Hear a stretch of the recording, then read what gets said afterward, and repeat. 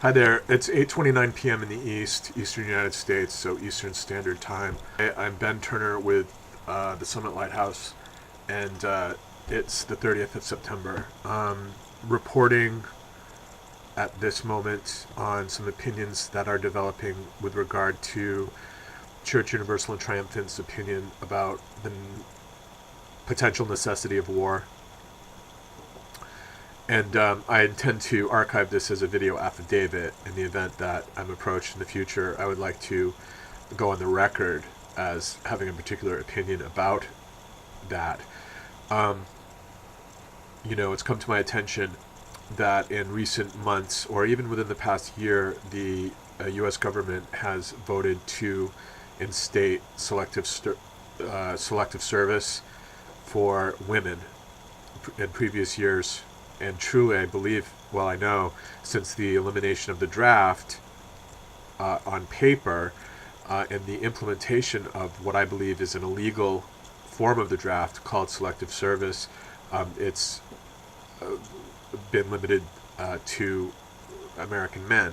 Now, I believe that selective service is an illegal form of conscription because the government voted to ban the draft, and I believe that maintaining files forcibly, in other words, requiring and compelling United States citizens below a certain age to make themselves available in the event that a draft is reinitiated, is really a form of the draft. If there were no draft, then there would be no reason to keep records. And because they're keeping records, that expresses an intent to basically it is not simply expressive of the intent to initiate a draft. It is coextensive with conscription, and ergo is illegal. And I wanted to make that clear. In the past, when I was in college, I was forced to participate in what was known as selective service. So I was in the college in the 90s, and at that time, the Gulf War was underway. I would have to look to see if the Gulf War was an actual war or if it was a quote-unquote military action, which was what the Vietnam War was termed by the United States. Again, and to many people's view, unlawfully. If you're going to have a war, declare it to be a war. Don't try to dodge your legal obligations as a country by saying that it's simply a military action. We can just discuss that with more in more depth down the line. But with regard to selective service and the draft, now back during draft days, when the draft was publicly acknowledged during Vietnam, there was an active draft, and I'm saying that the draft still exists, just in a legal form. Well, back during quote unquote the draft, what they were calling the draft back then, and I say that it still exists,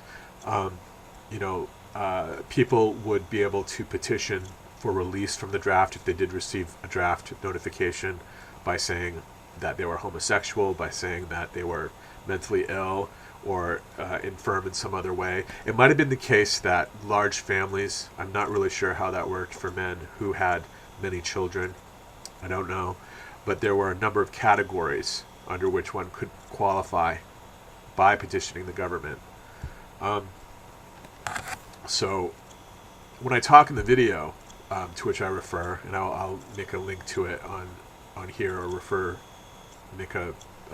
I'll give you the URL so that you can see it for yourself over the internet.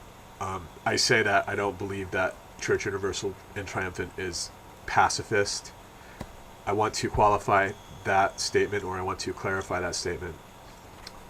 For one thing, my presentation is people should not have to go in front of a draft board to be forgiven the obligation to participate in war, because I don't believe that the draft is constitutional. I think that the draft violates international human rights standards. I believe that it violates, United States law, and that it is unconstitutional according to the United States. I think that any foreign action involving a military ought to be conducted by an all-volunteer army, and if you don't have enough people to support that action, then you don't really have the authority to implement such an action. I don't believe in the draft. So I want to make that clear, that that is my personal belief. And I also want to make clear that I believe that it's the position of Church Universal and Triumphant as well. Now, Church Universal and Triumphant and the Summit Lighthouse, I'm a member of Holy Orders there. So truly, I am part of the theological decision-making and underpinning of that church. My ideas and my opinions directly influence the church. So I can certainly be considered an expert. I'm a member of 3 Holy Orders. I'm also what's known as a Kuthumi petitioner. There's a 4th order that I can enter when Ascended Master Kuthumi informs me that it's time. And so I'm very close to what we refer to as the White Fire Corps. Now, according to the U.S. government, a church, for tax purposes, and presumably in any sort of analysis of a church's theological integrity, any sort of an analysis of a church's theological integrity with regard to the opinion of the United States government, or in the view, rather, of the United States government, would entail looking at the opinions of people such as myself within the church. So I want to say that my opinion with regard to the draft reflects the church's opinion and is consonant with the opinion of the church. Now, what I read at one location, that wasn't even necessarily authorized. I would have to really read it in context, and I don't even remember where the source of the material. But one location attributed non-pacifism to Church Universal and Triumphant, and I don't know. I've never read any sort of official documents regarding the church's position or any official teaching with regard to the draft at the church. All I can know is what I believe as a member of the church and what I believe as someone who is considered or should be considered to be an authority at the ranch. We refer to ranch authorities, and I'm not the spiritual director of the church at this particular moment. That doesn't mean that the man who currently runs that function at the church disagrees with me. In our church, it is really the mantle of Elizabeth Clare Prophet, and that is the individual who bears that mantle is really the authority, and it's somewhat unclear at this juncture. But as I said, I believe that we teach that the Holy Spirit works through the individual, and truly that each individual is capable of functioning as his or her own spiritual leader, because each individual, I believe, speaks for the church, and I do believe that you can find that in the teaching. So I want to make that clear. And the reason that I'm making this precision, or the reason that I am adding this precision, is because back in the day, when I was subjected to selective service, they were telling us while I was in college that, well, it doesn't really matter whether or not there's quote-unquote a draft or not on paper, because at any juncture the United States government can reinstitute the draft, haul you out of college, this is during the 90s, and force you to fight in the Gulf War. This is what we were told. And this is what the U.S. government represents for as long as there's selective service. It is basically telling people that at any juncture, the U.S. can come in and disrupt your life, basically destroy your family by sending you off to die, or by sending a family member of draftable age off to die and be killed. I oppose all of that, and my presentation is that Church Universal and Triumphant opposes all of that. Now, whether or not that's pacifism, I don't really know. But in college, when I was there, we were told, I went to meetings that were set up to avoid conscription, forced participation in the war. They set up meetings in the town of Northampton in the basement of a church. I remember very distinctly going. The place was packed to the walls with college-age men from UMass, Hampshire College, and Amherst College, all trying to understand what their rights were under the circumstances. And it was a very unsettling time. And I don't think that there's ever been justice for the people who were told that potentially they could be killed at any given time. and it was very disruptive to my life and trying to stay in college and do the right thing by way of my education. But one of the things we were told is, if you say that you're gay, they won't draft you. If they say that you're mentally ill, they won't draft you. Those are basically the two options when I was there. I suppose people viewed as having a physical disability would have been excluded as well. But we were told, and one of them is called 4F or F4, one of the exclusions, and I believe that it was the same alphanumeric coding system that was used during Vietnam. I don't think the military ever changed it. I think that it's called 4F. I'm trying to think, 4F or F4, one of those two, and it means that you're mentally ill. And basically that was the answer. But this was led by the people who were opposed to the draft and didn't want anybody to have to undergo a military draft if they did decide to implement a draft. Now, I had an uncle, and the reason I bring that up is because pacifism, non-pacifism, I'm not sure what that means, and I don't know that it's to say what I said before about Church Universal and Triumphant authorizing war under certain circumstances. If that's the case, if that can be viewed as the case, then it might be that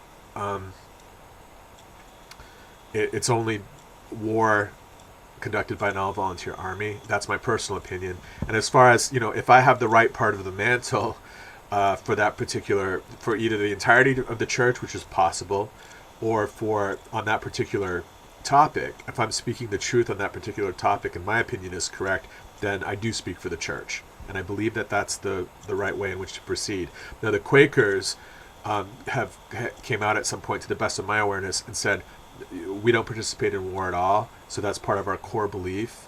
And my uncle, I remember back during Vietnam, did not have to fight, and he did not have to enlist in the military, but he had to, I think it was work in a hospital or work in some sort of as a civil functionary, which truly you're supporting the country at home, which arguably still supports the war, but he didn't have to enlist in the military. He did have to provide a different kind of service at the direction or at the command of the United States government at the time.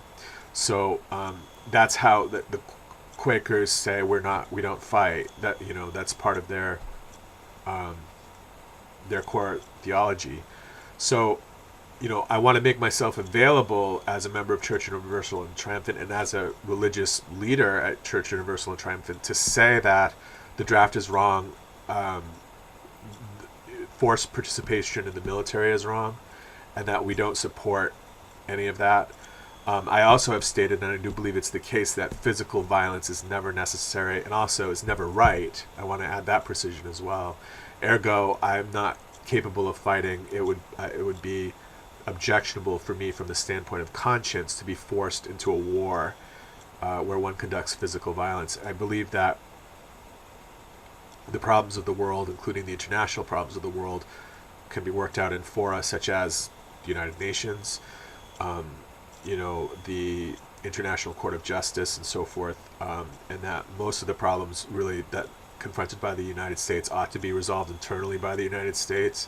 I think that the only time in which the United States should look beyond its own borders is when the Constitution starts to fail. There have been periods within the last decade in which I believe that the United States has required guidance with regard to how to protect the Constitution, and so that is this huge issue. But really, it speaks to a problem with the central government of the United States, and as long as that can be rescued, we should not look necessarily outside of our borders for help. We should first make an attempt to heal the nation and to correct our direction from within the country. But I do believe that the United Nations has had to make its presence known, to compel U.S. leaders to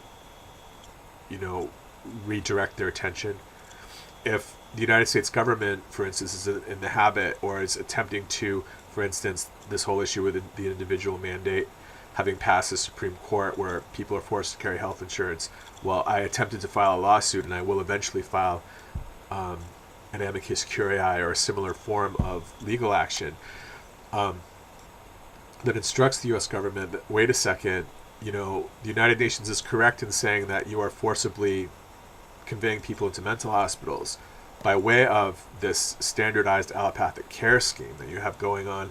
As long as you're breaking the law and violating habeas corpus protections and basic constitutional protections, in doing that, really the individual mandate itself, where you're forcing people to carry health insurance that supports that, is not legal. And it's an incredibly important legal point, and yet I'm not getting traction because other components of parallel lawsuits that I filed, and pertinent lawsuits that I filed are not being properly handled by the judiciaries. So, that's an issue as well. But with regard to war, I would never want to come out and say that Church Universal and Triumphant would support the draft. And I would never want to come out and say that CUT or the Summit Lighthouse would support any war that was conducted by something than an all-volunteer army.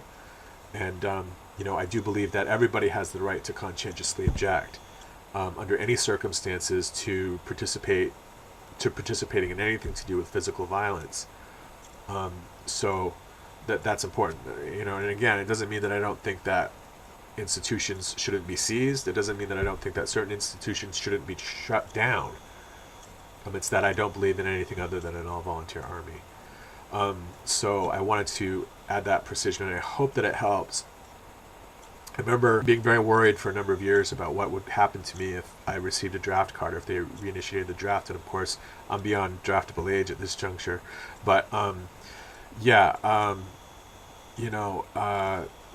would like it to be the case that the church can rely upon, rather that people who are fearful are able to rely upon belief in Church Universal and Triumphant to articulate an objection.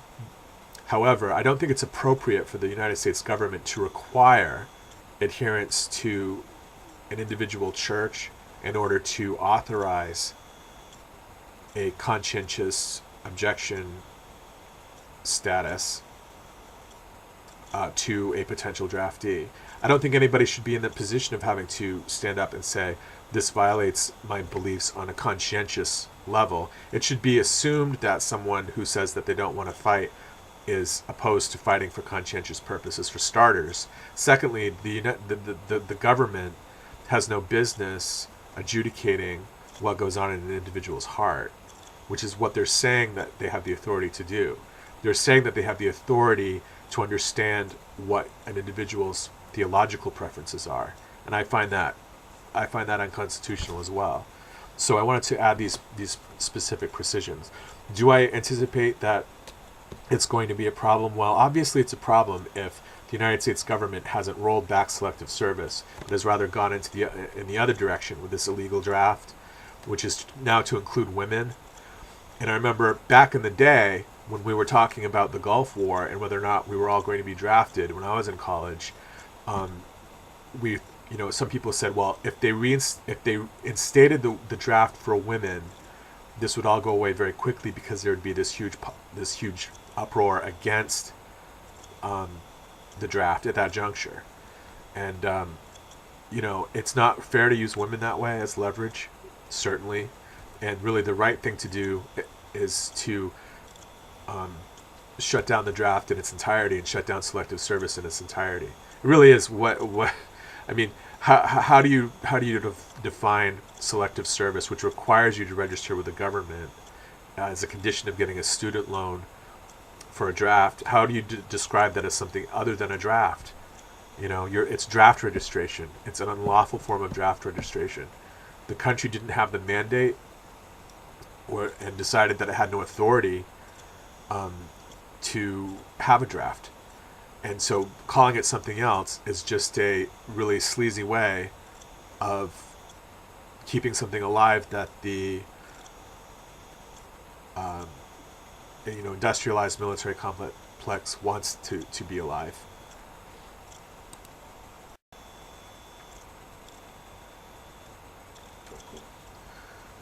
or rather, I mean to say, military-industrial complex. I believe that's the official term for it, right? I think Eisenhower or somebody came up with that years back. I sometimes say the IMC, but it's the MIC, military-industrial complex. It's hyphenated. Yeah, I see Eisenhower here. So, look him up. That's when the corporations and the military do things in concert with each other, do whatever they want, to do whatever they want. And the abusive psychiatric hospital system is part of that. I grew up in Togus. My grandparents were in the military. My grandfather was a physician and ended up being a doctor at Togus, which is a VA-run town, hospital campus that functions as a small town, and in Maine, but it's really it's off the map of everybody's consideration. Nobody stops to think that it's really a giant psychiatric town, and it was chartered as a town and very similar to a town. I believe that sometimes they say these days that it's part of Chelsea or Augusta, but at a certain point in United States history, it was considered to be a federal town. Now, a lot of people don't even know that federal towns exist in the United States, but there are a limited number of federal towns in the United States. These are towns that are not really part of the state in which they're in. Now, that's problematic if you're deciding that you're going to be conducting a Holocaust of the people that you don't like or the people that you're calling crazy. Or in the case of Togus, there were former intelligence officers held in the psychiatric centers there. That's a huge problem, and nobody's discussing it. So, right. So, with regard to the draft, I'm opposed to the draft. I believe that I speak for the church. I believe that I speak for the church's theological underpinnings, and I believe I speak to the church when I say that any member of Church Universal and Triumphant qualifies as a conscientious objector to any given war, and that we support that individual, and that we oppose war when physical violence is involved, for starters, and we oppose war when force and conscription are involved, in how the ranks are filled, how personnel is achieved and quotas are achieved for soldiers and so forth. If force and conscription are involved, then we oppose it. And we oppose it in part because I say that we oppose it because of who I am within the church. So I wanted to make that point. I suppose that one could say the government could come back with a rejoinder that says, but you're not saying that you oppose war. And I'm saying wars are to be conducted over the computer and in the courts of the world. And if you want to call those wars, then that's fine. Periodically, I suppose the military gets into tanks and goes into locations to ensure certain forms of order, perhaps, or to stop certain forms of institutions. I wouldn't oppose the military riding on certain towns under certain circumstances if they could ensure that civilians would not be harmed, or even opposing soldiers would not be physically harmed. So that is a form of force, but it is a force that doesn't derive from war, as they're terming it in the United States military, for the purpose of making this so-called authorized decision with respect to conscientious objector status.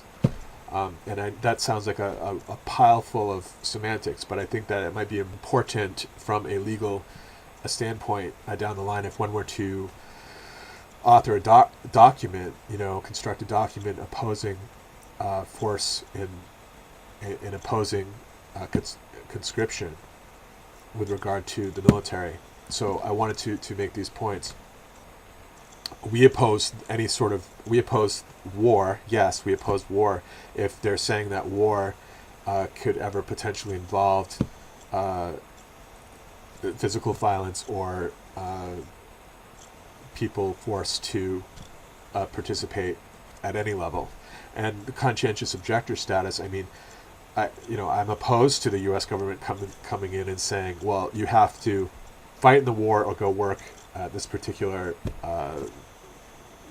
public service office or something, domestically, something to that effect. Well, I oppose that as well. Is it the lesser of two evils? Yeah, it's the lesser of two evils, but the United States should not be in the business of conducting unlawful wars, unlawful military actions, and any sort of action involving conscription.